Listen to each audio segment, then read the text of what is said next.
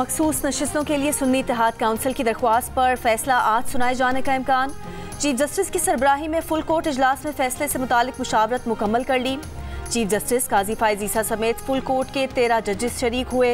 सुन्नी इत्तेहाद council की मखसूस नशिस्तों के लिए दरख्वास्त पर सुप्रीम कोर्ट ने मंगल को महफूज किया था फैसला।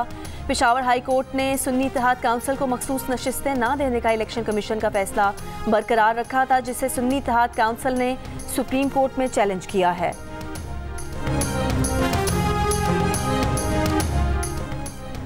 वफाकी हुकूमत ने कमर्शियल, ज़राई और बड़े सारिफीन के लिए जुलाई से बिजली कीमत बढ़ाने की मंजूरी दे दी। ज़राए का कहना है कि कमर्शियल सारिफीन के लिए बिजली के बुनियादी कीमत में 8.04 रुपये इजाफे की मंजूरी दे दी गई है।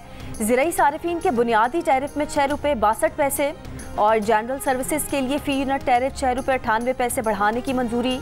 बड़े सारिफीन के लिए बिजली के फ़ी यूनिट टैरिफ में 5 रुपये 51 पैसे इजाफे की मंजूरी। सनती सारिफीन के लिए बिजली का बुनियादी टैरिफ बरकरार रखने की मंजूरी।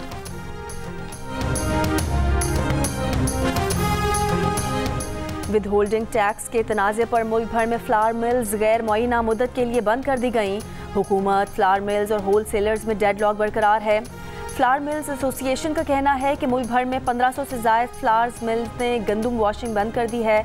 आज से आटा पैकिंग और तरसील मुकम्मल तौर पर बंद कर दी जाएगी।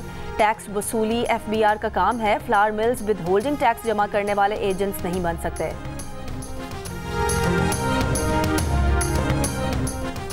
मुल्तान और डेरा गाजी खान में बारिश, बारकान, रखनी शहर और मज़ाफ़ात में भी बारिश।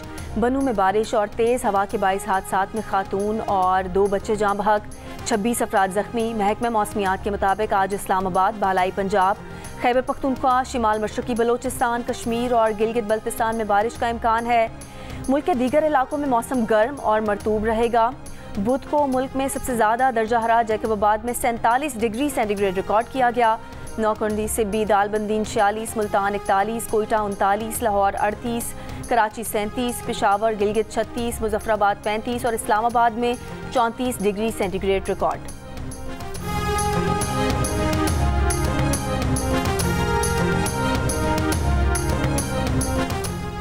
पाकिस्तान क्रिकेट की नई सिलेक्शन कमेटी का फार्मूला तैयार। सिलेक्शन कमेटी में दोनों फॉर्मेट के कोचेस शामिल होंगे। जैसन गिलेप्सी, गैरी कर्स्टन के साथ मोहम्मद यूसुफ और असद शफीक भी कमेटी का हिस्सा होंगे। जिस फॉर्मेट की टीम होगी उसका कप्तान भी सिलेक्शन कमेटी में शामिल होगा।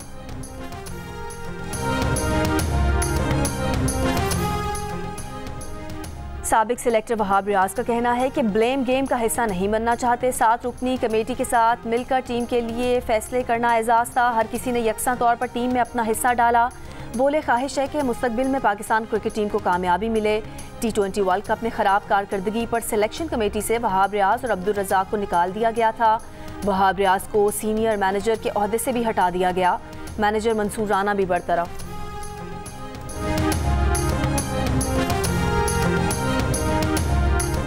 जस्टिस आलिया नीलम की बतौर chief justice Lahore high court तकर्रुरी का नोटिफिकेशन जारी। जस्टिस शफी मोहम्मद सिद्दीकी को सिंध हाई कोर्ट का चीफ जस्टिस बनाने का नोटिफिकेशन भी जारी। वजारत कानून व इंसाफ ने नोटिफिकेशन जारी कर दिए। इससे पहले सदर ममलिकत ने दोनों चीफ जस्टिस साहिबान की तैनाती की मंजूरी दी।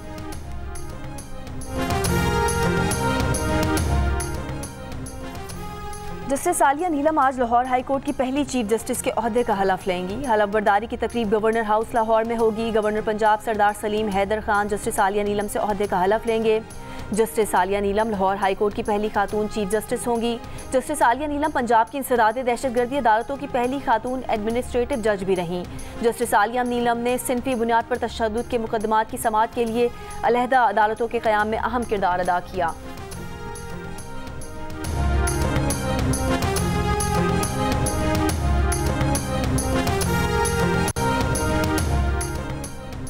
वफाकी हुकूमत ने ऑपरेशन अज़्म इस्तेहकाम से मुतालिक हतमी हिकमत अमली तैयार कर ली। वज़ीर आज़म ने काबीना अरकान को ऑपरेशन की वजूहात और दायरा कार पर एतमाद में लिया। वफाकी हुकूमत का दहशतगर्दी और शिद्दत पसंदी के खात्मे के लिए नेशनल डायलॉग शुरू करने का फैसला। ज़राए के मुताबिक सिक्योरिटी फोर्सेज ने दहशतगर्दों से इलाके क्लियर करा के सूबाई हुकूमतों के हवाले किए। खैबर पख्तूनख्वा हुकूमत की नाकामी के बायस क्लियर कराए गए इलाकों में भी दहशतगर्द वापस आ गए।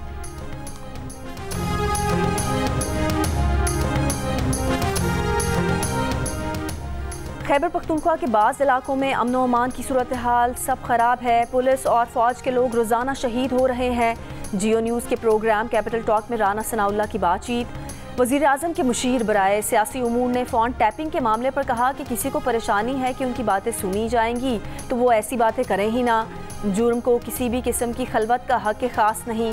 PTI रहनुमा सलमान अकरम राजा ने कहा कि रियासत का ये काम नहीं कि किसी के घर में झांके। शक की बुनियाद पर गुफ्तगू सुनना जायज़ करार दी गई तो कोई भी महफूज नहीं रहेगा।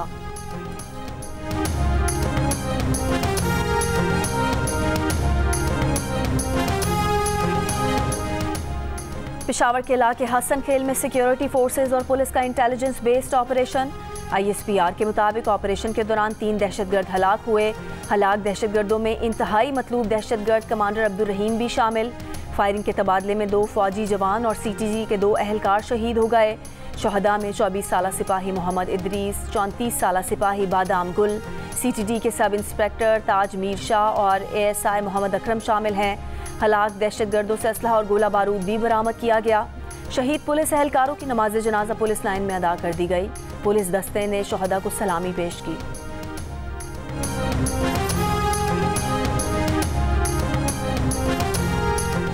वज़ीर आज़म शहबाज शरीफ काबीना इजलास में वुज़रा पर बरहम 3 माह में मामलात सीधे करने का हदफ दे दिया। कहा किसी को वक्त बर्बाद नहीं करने देंगे। किसी वजारत की ज़रूरत है तो ठीक है, सिर्फ मुराद की खातिर इदारों का कायम रखना बर्दाश्त नहीं। सुस्ती बर्दाश्त नहीं। कमर कस लें। मसाइल हल करने हैं तो इस्लाहात की तरफ जाना पड़ेगा। कड़वे फैसले करने पड़ेंगे। वज़ीर आज़म ने कहा गरीब आदमी चीख रहा है और कल्चर ये बन चुका है कि मुझ पर टैक्स ना लगाओ, उन पर लगाओ। इस तरह मुल्क नहीं चलेगा। कराची पोर्ट हुकाम को भी अपना काम करने की हिदायत दे दी। कहा पोर्ट हुकाम का काम पोर्ट को मौसर बनाना है। वो रियल स्टेट से कमाई का मशवरा दे रहे हैं। PNSC 12 बहरी जहाज़ चलाने के लिए 5 अरब रुपए तनख्वाहों में देती है और हमें 5 अरब डॉलर फ्रेट के लिए अदा करने पड़ते हैं। किसी को ख्याल ही नहीं कि मज़ीद जहाज़ खरीदे जाएं।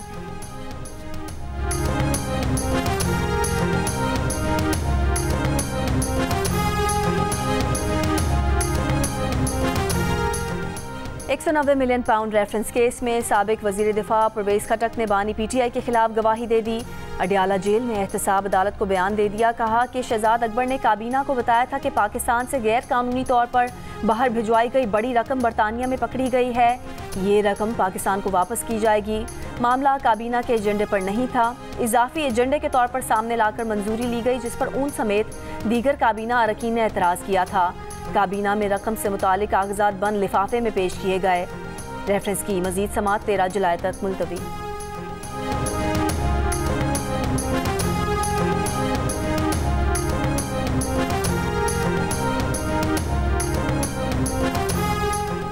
एंटी करप्शन पंजाब ने परवेज़ इलाही को दोबारा तलब कर लिया। तलबी का नोटिफिकेशन जारी। परवेज़ इलाही को मीडिया को इश्तिहारात की मद में रकम से मुतालिक इंक्वायरी में तलब किया गया। परवेज़ इलाही पर मीडिया हाउसेस को गैर कानूनी 2.4 अरब रुपए जारी करने का इल्ज़ाम है।